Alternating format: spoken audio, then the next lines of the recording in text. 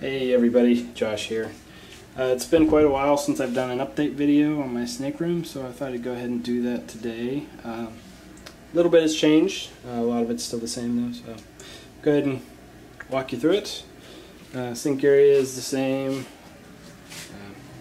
Got a little sign I got for Christmas last year. Notice the insulation on the side of the snake rack. I did that because during the winter it gets pretty chilly in this room with the cinder block walls. So I did that, put the insulation on the side and the back to try to keep the heat inside and around the tubs. And it works decently, so I'll be extending it to the rest of the racks later. Here is the new rack, the ARS 40 rack. Go ahead and show you the insides of the tubs here. It's a decent sized tub for smaller adults. This is a female here.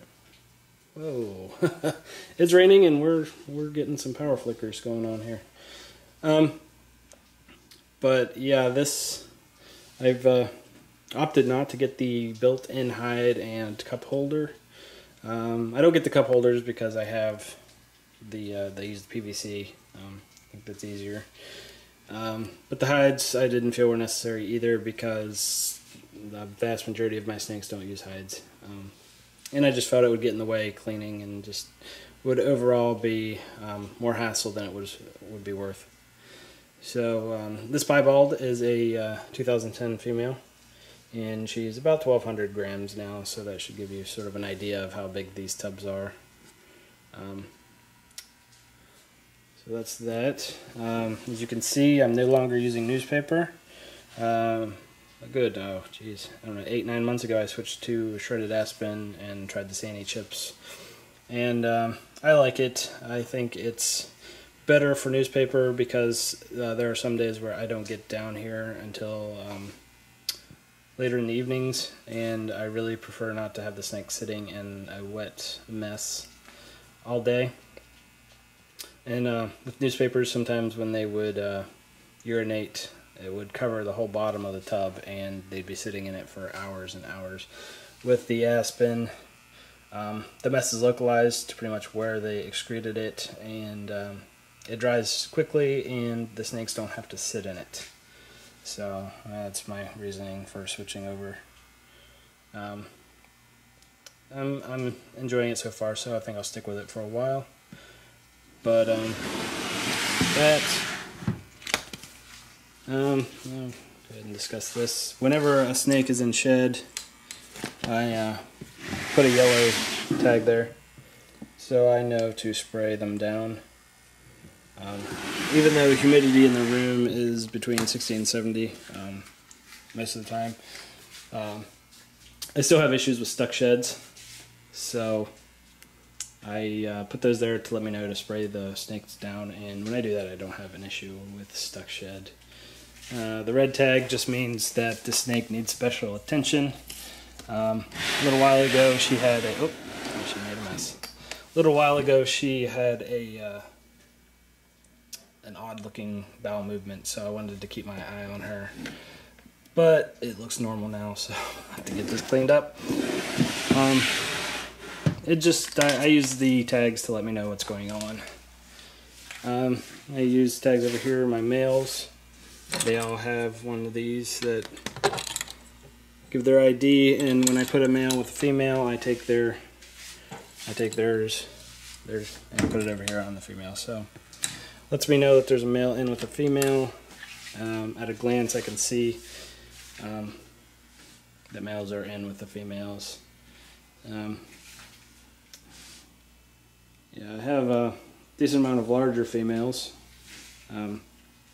Most of them that are under 16 to 1,800 grams are over in the ARS rack, and the rest of them are over here, or the 40 tub rack.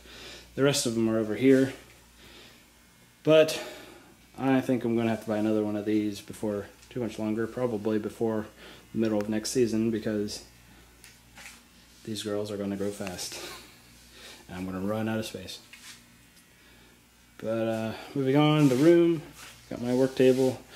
It's my sprayer. I use that to spray water on the snakes in the shed. Tubs with food or with bedding. Got my aspen bedding there. Vacuum. Got the incubator here. Unfortunately, I think I'm going to have to retire this incubator. I got it off a design from a book I have, and unfortunately it doesn't seem to work very well. The temperature is not consistent throughout the bottom shelf. What the air does is the heat is in this area here, and the air flows down, goes over water bottles down at the bottom, and then snakes through each shelf. But what happens is the bottom shelf is a lot hotter than the top shelf. The bottom shelf is between 93 and 94 degrees, and the top shelf is between 88 and 89 degrees. And it gradually gets lower as you go up. First I thought it was just airflow, so I added more fans. Tried some fans down here to help circulate the air. That really didn't help much. I've tried running the fans all the time. I've tried putting them on the thermostat as well as the heat. Nothing seems to work. So, I mean, a couple shelves could be used, but the whole thing wouldn't be able to fill the whole thing up. And next season I'm anticipating between 20 and 30 clutches, so I want to be able to incubate them all at the same time if necessary. If you're wondering what that's all about, is I just bundled up the probes to see how close the thermometers were to each other. So yeah, I'm looking into some professionally made incubators. Probably be ordering that before the end of the year.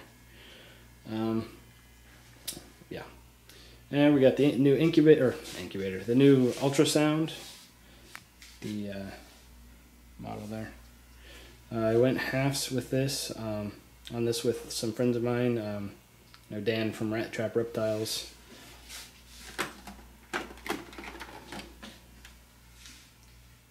It's nice, it works well. I was able to determine that the two females I thought may be close to laying actually are not anywhere near close to laying.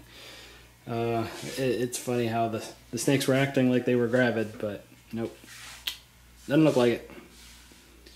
But that's going out to Dan today, so I'll be doing ultrasound videos later on, but don't look for that until later on in the season when I actually have a lot of snakes with follicles. Yeah, just some ultrasound gel there. Got some tubs and some vermiculite and insulation. I've got a humidifier there that I bought last year that I haven't put together yet. Basically what I've been using for humidity is this thing, and during the winter when humidity is at its lowest, that needs filled up at least twice a day. So that's annoying. With this, I think I can use larger buckets, and hopefully it will save me a lot of time. Some boxes there. Air conditioner unit. Works pretty well. I have it turned off right now with the fan so I can do this video without trying to talk over the noise they make. I got my oil-filled radiator, which unfortunately, as I mentioned earlier, doesn't do a very good job of heating the room up during the winter, so I think I'll need to either get another one or just supplement the heat. Or maybe try to insulate the walls. I haven't really made up my mind about that. Step ladder, work cabinet, I guess. I like to sit in the chair and just hang out in here every once in a while. But yeah, that's the updated room. Getting a lot of new snakes coming in lately. So look for new videos coming out. And yeah, so there it is, the new room. Bit has changed, but a lot of it's the same. Oh, I guess I should mention about the labels. Decided to put the labels above the tub, so the tubs can be cleaned and switched out if I need to. But the labels are nice because I can see at a glance exactly where my snakes are.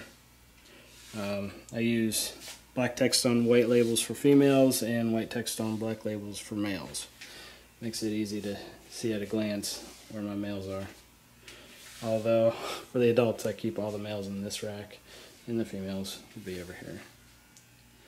But there we go, guys. I appreciate you watching. I hope you found this interesting. If you liked the video, go ahead and click on the like button below. If you want to see more videos from us, subscribe, and please let me know what you think. I appreciate your feedback.